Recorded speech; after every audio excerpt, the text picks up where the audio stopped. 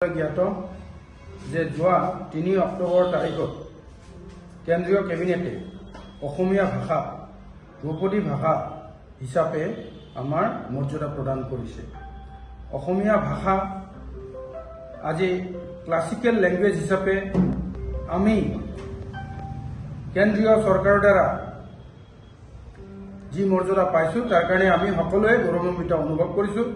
আৰু এই কথাটো আমি সকলোৱে এই কাৰণে আজি এই প্ৰেছ মিটখন দিব লগা হৈছে যে আমাৰ কেন্দ্ৰীয় চৰকাৰ তথা ৰাজ্য চৰকাৰৰ কেন্দ্ৰীয় চৰকাৰৰ মাননীয় প্ৰধানমন্ত্ৰী নৰেন্দ্ৰ মোদী ডাঙৰীয়া আৰু ৰাজ্য চৰকাৰৰ যশস্বী মুখ্যমন্ত্ৰী মাননীয় ডক্টৰ হিমন্ত বিশ্ব শৰ্মা ডাঙৰীয়া এই পদক্ষেপৰ বাবে আমি ভাৰতীয় জনতা পাৰ্টি গুৱাহাটী মহানগৰ জিলাই সঁচাকৈ গৌৰৱ অনুভৱ কৰিছোঁ। আৰু সেই উদ্দেশ্যে যে আজি অসমীয়া ভাষাটোক কেন্দ্ৰীয় চৰকাৰৰ কেবিনেটে যেতিয়া মৰ্যাদা প্ৰদান কৰিছে ক্লাছিকেল ল্যাঙ্গুৱেজৰ, তাৰ কাৰণে আমি গৌৰৱ অনুভৱ কৰিছোঁ।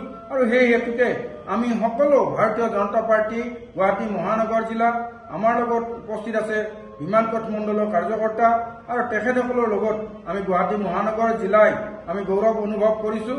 আৰু কেন্দ্ৰীয় কেবিনেটক লগতে দেশৰ প্ৰধানমন্ত্ৰী মাননীয় নৰেন্দ্ৰ মোদী ডাঙৰীয়াক ধন্যবাদ জ্ঞাপন কৰিছোঁ।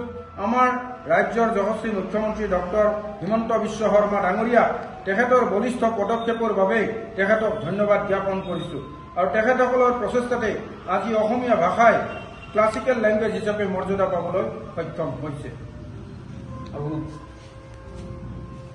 এই কথাটো যিহেতুকে আজি ভাৰতীয় জনতা পাৰ্টি চৰকাৰ কেন্দ্ৰত আৰু ৰাজ্যত আছে, তেওঁলোকৰ প্ৰচেষ্টাত হৈছে, সেই কথাটোকে ৰাইজে অসমৰ অসমবাসী ৰাইজে এই কথাটোক মৰ্যাদা সন্মান সহকাৰে লৈছে আৰু সকলোৱে নিজকে উৎসাহিত হৈছে আৰু গৌৰৱ অনুভৱ কৰিছে। কিয়নো এই আমাৰ অসমীয়া ভাষা যি ইতিহাস, আমাৰ যি চহকী সংস্কৃতি, এই চহকী সংস্কৃতি আৰু 1500 বছৰীয়া বা 2000 বছৰীয়া যি ইতিহাস থাকে, সেই ইতিহাসৰ লগত জড়িত আজি অসমীয়া ভাষাই এই মৰ্যাদা পাবৰ কাৰণে ইতিমধ্যে বহুতো সংস্থাই লাগি আছিল আৰু যাৰ ফলশ্ৰুতিত আজি আমি আমাৰ ভাৰতীয় জনতা পাৰ্টিৰ ৰাজ্যিক চৰকাৰ আৰু কেন্দ্ৰীয় চৰকাৰৰ নেতৃত্বত এইটো পাবলৈ আমি সক্ষম হৈছোঁ। আৰু এই এটা পজিটিভ কাম, আৰু এই পজিটিভ কামটোৱে আমি আজি অসমৰ ৰাইজক গৌৰৱান্বিত কৰিছে আৰু অসমক এখোপ আগুৱাই দিছে বিশ্বৰ মানদণ্ডত, ভাৰতবৰ্ষৰ মানদণ্ডত।